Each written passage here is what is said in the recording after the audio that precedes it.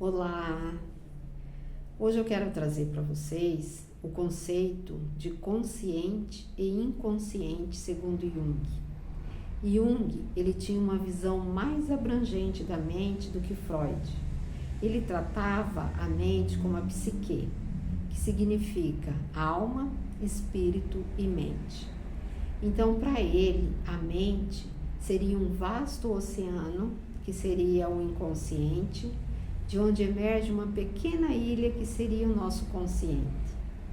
Então, para ele, o consciente são conteúdos psíquicos que se relacionam com o ego, porque o ego é o centro da nossa consciência, né? É a nossa identidade pessoal.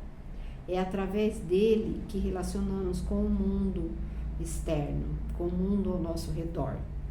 Então, ele organiza os nossos pensamentos, sentimentos, percepções, né?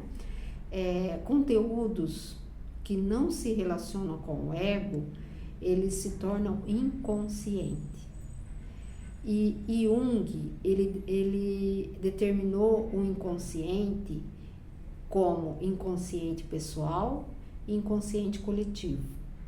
O inconsciente pessoal seriam conteúdos psíquicos e processos que ficam ali à margem, né, do nosso consciente, chegam a se misturar ali.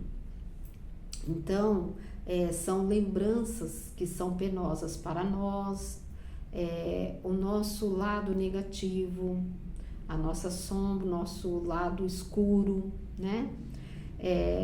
São também complexos que não condiz com as nossas atitudes, ou também situações, experiências que não são tão significativas, que não têm uma energia suficiente para chegar e estar ali no consciente. Então, todas essas experiências, esses conteúdos, eles compõem ali o nosso inconsciente pessoal. Mas, embora ele não se relacione ali com o ego, ele nos causa doenças, né, distúrbios psíquicos e distúrbios somáticos no nosso corpo, ok?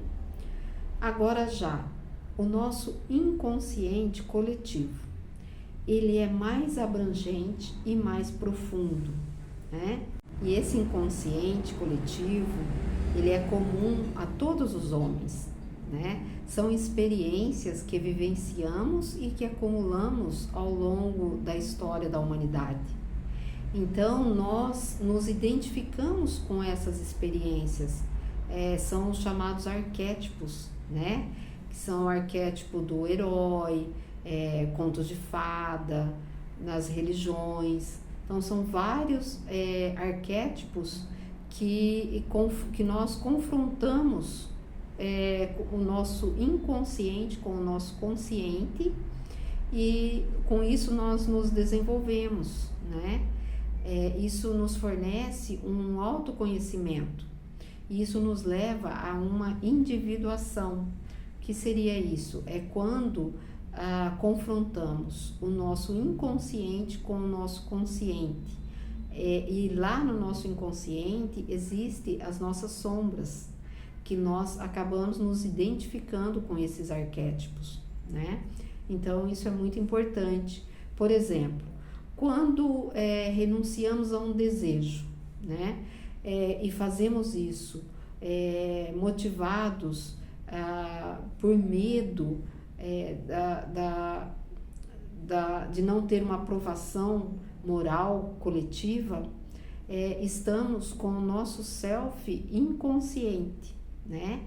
Agora, quando o nosso self ele se torna um fator determinante, é quando nós analisamos, quando nós trazemos à luz da nossa consciência esses aspectos inconscientes, essa sombra. E isso é a individuação, porque aí, no caso de você renunciar a um desejo, você vai renunciar baseado nas suas próprias leis, porque o seu self, ele analisou, né? E ele colocou ali o seu parecer, né? Ele colocou a sua posição, você tomou uma atitude baseada não no automático, né? No que o seu inconsciente diz, né? Mas sim com o seu self.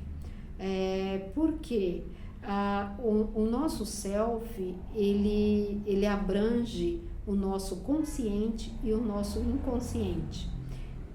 Como diz, enquanto o ego é um ponto no círculo, o nosso self é o círculo todo, ok? Então, o ego, ele lida com o nosso cotidiano, né? Agora, o self, ele já é mais profundo, ele busca a profundeza do ser, ok? Espero que eu tenha contribuído aí.